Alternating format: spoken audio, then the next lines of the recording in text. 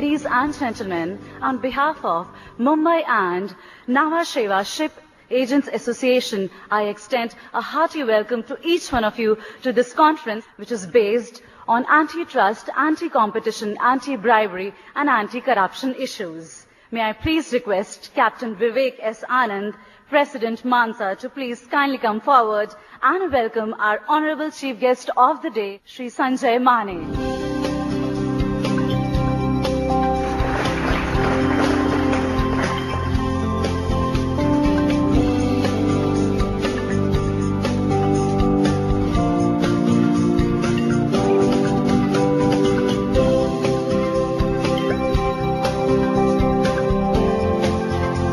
Thank you so much for having supported MANSA in its efforts. MANSA is a prominent trade body which has been contributing significantly to policy and regulatory decisions in the shipping and logistics industry over the last 4 decades or so. We at MANSA are highly committed to ethical business practices. Our mission is to provide a legal, stable, and industry-recognized representation of shipping agents. Our vision is create an organization valued for credibility, professionalism, and commitment. So in a first of its kind, the current executive committee of MANSA decided to organize this conference on antitrust, anti-competition issues, and anti-bribery, anti-corruption. Today's conference and the ensuing discussions will bring to the table many relevant issues. So listen on and look on, because today we have a feast of knowledge for you to consume. Thank you very much. So with this, may I now have the pleasure of inviting the Honorable Chief Guest, Shri Mane, for delivering the keynote address. Since last 10 years, especially after the liberalization of the economy in 1991, maybe 2 decades, there is a realization that it is every section of the society needs to be associated with the honest way of life.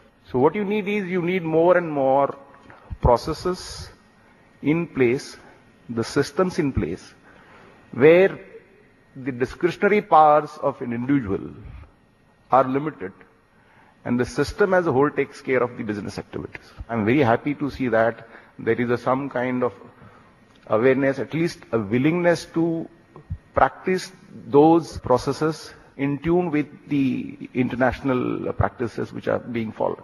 I'm very happy the MANSA has taken this kind of initiative. I'm sure the experts in the respective fields would enlighten you. By end of this day, you would go back enriched, so that your company, your environment, and the country as a whole becomes a better place to do business. Thank you. Thank you very much. So with this, can I please invite our dignitaries to kindly come forward for release of papers of Deloitte and Luthra.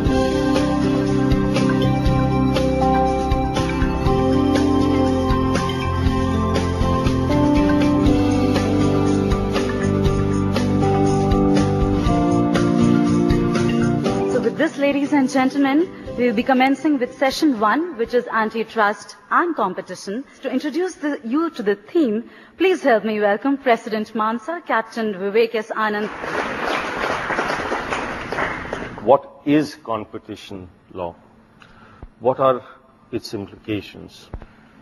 What do words like dawn raid, abuse of dominance, cartelization, whistleblower, what do they mean? What is competition law? Competition law promotes market competition by regulating anti-competitive conduct by companies. Coming to cartelization. Cartelization is an understanding between rivals to rig and increase the prices. There are some details mentioned, but more on this by the experts who will explain it in the right perspective. Thank you. Thank Thank you, Captain, for setting the tone of the conference. We have an insightful presentation ahead on the topic, preparing and enabling an efficient competition law compliance. May I please invite on stage the Senior Director, Deloitte Forensic, Mr. Amit Bansal.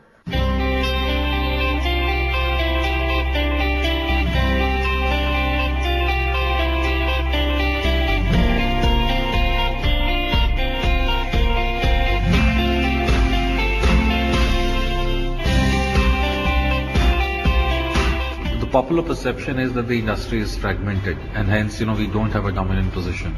But however, the industry acts in a manner that there are alliances, associations, consortiums, informal arrangements where, people get integrated in an informal manner to provide end-to-end service, and that is where the application of the Act becomes extremely important. And then there are practices in the industry which people need to be aware of, which need to change. To present this session, please help me welcome the partner and head of the Competition Law Practice Group, Luthra and Luthra, Mr. G.R. Bhatia.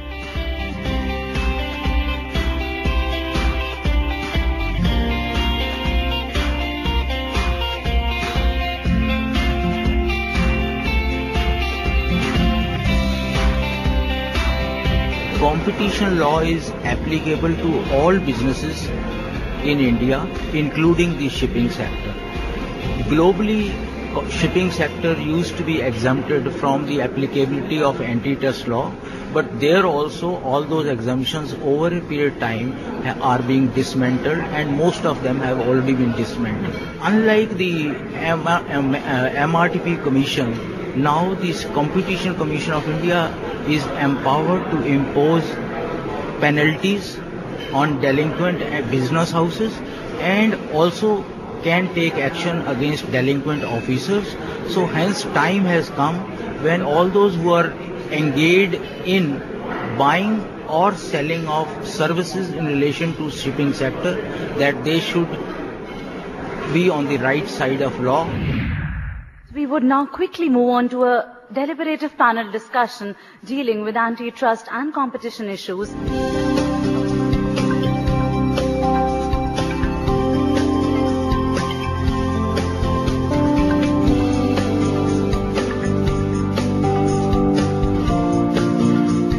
Let me start with my friend Captain Sunil Thapa. How do individuals in the personal capacity can be blamed, can be liable if they have played a game of cartelization? We individuals, in our zeal to do things.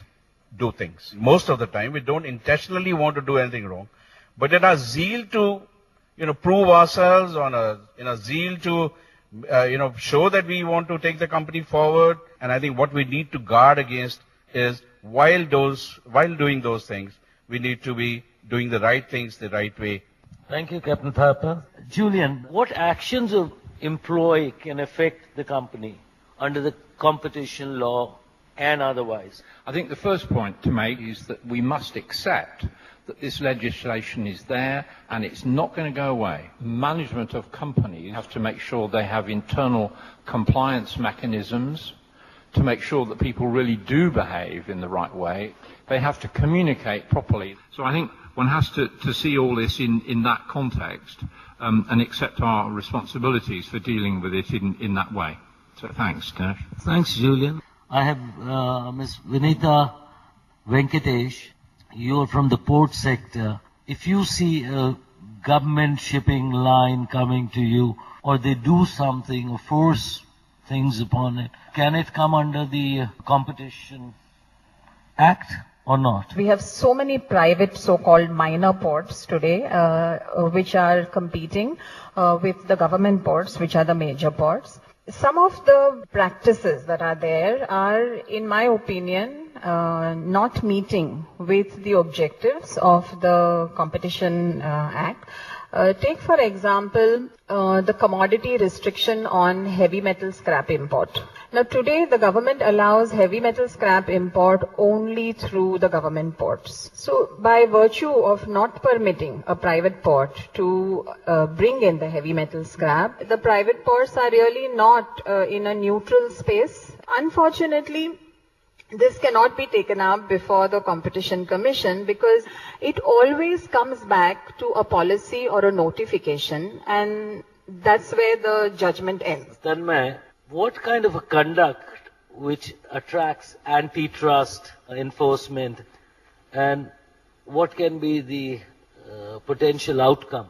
Agreements, abuse of dominance, combinations, all these three areas. But what happens is that under each of these areas is the concept of relevant market. Relevant market can either be defined in terms of the product, the pricing of it, or it can be defined on the basis of geography. When you're looking at a shipping line, you need to look at the specific route. On a particular route, what does an alliance do to the competition? So, these are the things that you really need to be cognizant of when you're looking at this issue of what can be looked at by the Commission and what kind of outcomes can happen. Rudresh, if shipping companies, 3-4 of them, decide that they're paying X amount of commission and that has to be brought down, what happens in such a scenario? It will be seen as you getting together and fixing a rate. If people independently decide that they want to reduce commissions or reduce rates, that's perfectly possible under law. However, when you sit in a trade association meeting and you decide that you will reduce rates from a specific date and to a specific number is when competition issues really come into play. So basically, you should never really discuss your commercials with anybody outside your company. Well, thank you very much, Amit. I'll conclude. India is changing. Believe me, in the next 5 years, things will change so dramatically in this country. And my request to shipping is we all need to change and make a more transparent and fair way of dealing business. So let's look for a better tomorrow and let's work for it. Thank you very much, ladies and gentlemen.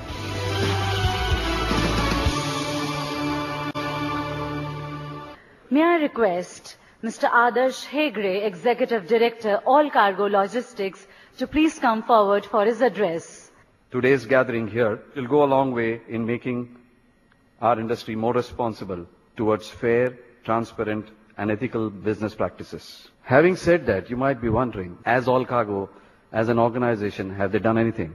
We instilled a department called CARE 5 years back. This is a Chief Assurance and Risk Executive Department which does surprise audits and visits all our verticals.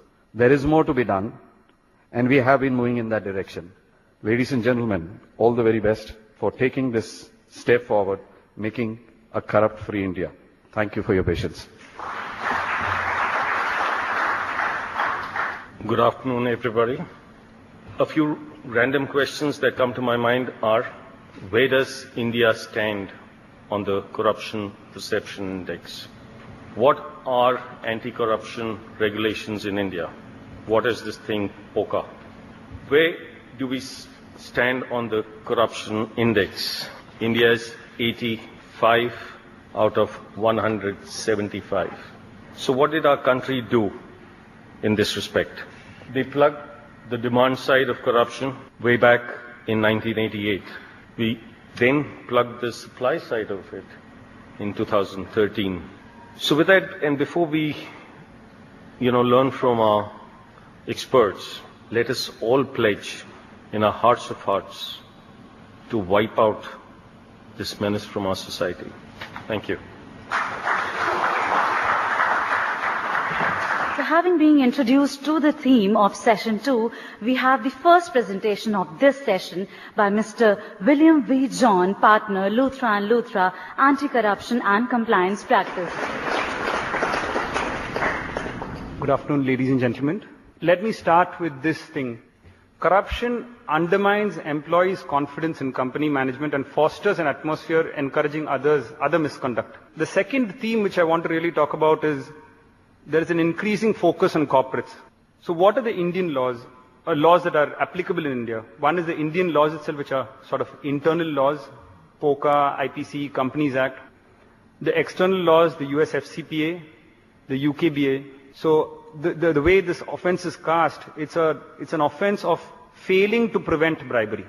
If a person associated with a company, if they commit the act of bribery, the organization itself is ipso facto liable. So what this means is you have to take steps to avoid bribery, which means you have to put in place internal controls, checks and balances, processes to prevent a system of bribery. And that is recognized in the statute as an adequate defense. That's about it. Thank you.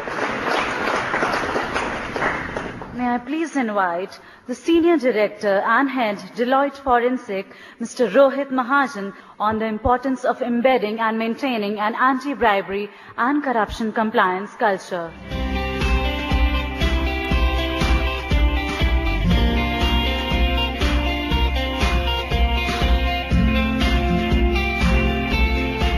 You know, the theme of my talk today was more with respect to the fact that, there is definitely a very strong perception, especially in the industry, that, the business cannot be done without paying a bribe.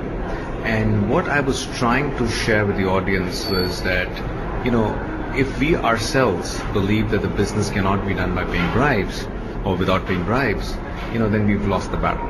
There will be hurdles, there will be impacts, but I think if we really want to see clean business happening in this industry, the industry needs to take a decision that they will not indulge in undue influence.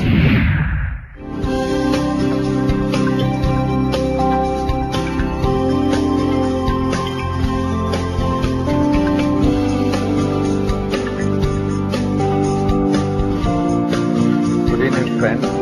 A very worthy panel here who will shed some light on their views. And I'll take this as a first question. I would take it to Captain Kohli. Captain Kohli, how do you safely carry out business and guard against risks? Difficult question, but I'm sure you'll have some great answers to it. We have a code of conduct for every employee. We also have an anti-bribery and corruption policy. We have an anti-bribery and corruption training. We also have a policy for giving gifts and for hospitality, which we have to adhere to. We also have a whistleblower mechanism. We have an ethics alert line. To conclude, I don't think this is an option. It's not a yes or a no. It's basically we all have to comply with this. Captain Tiwari, how do you deal with past and ongoing corrupt practices? We've got to recognize that when dealing with past or ongoing practices on bribery and corruption, your entire organization are a source of risk as far as the bribery and corruption laws are concerned. How do you deal with it? The first thing is you deal very severely with it. It must come from the top. Regular training sessions must be held and regular audits must be held. The moment you have less human interference, there is a lesser chance of corruption, extortion, and bribery. Shantanu, I've got a very quick question for you. Is there a difference between bribery and corruption? Or is bribery a form of corruption? Well, for sure, Captain, bribery is corruption. Different forms of corruption are like discounts, study tours, holidays, entertainment, including, you will be surprised, benign things like admissions in top universities. So corruption does take various forms. Our next panelist is Sushmit Bhattacharya. What are the most common forms of bribery and corruption that you have faced in the course of doing business in India? In India, most of the corruption that you will see is small value bribes paid on a daily basis. So in language of the FCPA, it's more like facilitation payments. But the only thing that I would caution you is most laws, including the Prevention of Corruption Act, does not allow facilitation payments. So it's a slippery slope you're walking down if you start doing that sort of stuff. I would also like to add that even commercial bribery will squarely fall under Section 447 of the Companies Act. The consequences under this provision too are grave. You have imprisonment up to 1 to 3 years and a fine up to 3 times the amount involved in the offense. But having said that, having defense mechanisms in place, dealing with existing situations of bribery in a wholesome, urgent manner will take care of the law coming behind you. Mr. Mukandan KV, what steps can be implemented within an organization in order to safeguard the business from the risk of bribery and corruption? First and foremost is that you need to have an internal control framework. So on the employee side, we need to have a proper policy framework in place. It is at the realm of induction of an employee, background verification, criminal background verification. Activities you may have to continuously do, like e-learning, where this has to be a topic on the values, on the expected behaviors, on the code of conduct. And it is most important that we need to keep a record of the trainings. Now, consequences, if anybody is caught, it is always the ruthless punishment. That's what it gives the strong message for the others to do it. Firstly, I'd like to thank my co-panelists. I think they did a great job. Thank you very much. These guys did a great job.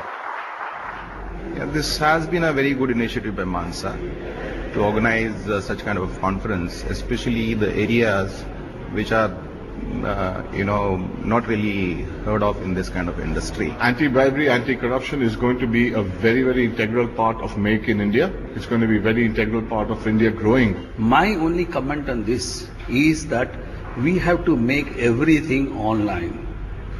There should be no person-to-person contact where there is a chance of negotiating or asking for money. I'm happy to be part of the shipping industry which has taken this initiative, and that's why I'm here to try and gain as much out of it. This is the first conference on these topics on anti-competition as well as corruption and bribery as far as shipping industry is concerned. We should have more of these events to sensitize people in particularly shipping sector and logistics sector. So I'm very happy I came.